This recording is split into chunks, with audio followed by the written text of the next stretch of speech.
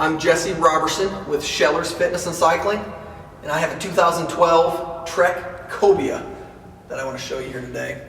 The Cobia is part of the Gary Fisher collection. That means it's got 29-inch wheels. 29-inch wheels are larger, so they're going to roll over objects better, and that's going to aid you with performance on the trail and to maintain speed.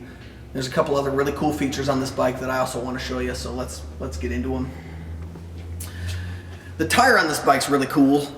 It's got a really nice center line with that tread pattern, so you can rip on the hard pack, but it's also got a pretty aggressive nature on the side, so when you lean over, it's going to hook up.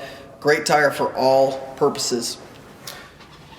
This bike actually has hydraulic disc brakes, so they use a fluid instead of a cable to initiate the brake.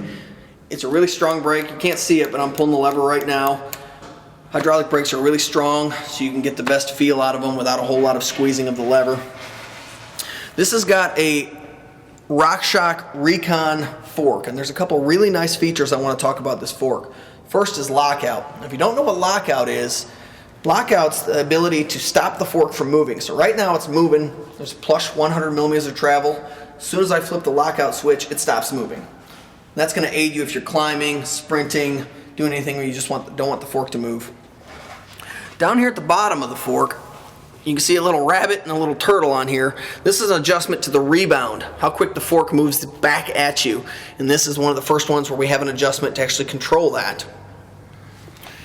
And then up on the other side of the fork from the lockout, we have actually the ability to adjust the compression or the rate at which it moves down, how much pressure it takes to move it. So RockShox Recon has all those features. It's a really nice fork.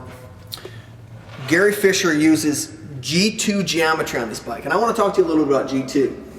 G2 is an offset on the front of the bike to make sure the bike steers faster than a lot of other 2.9ers. That's going to aid you in both high and low speeds on the trail.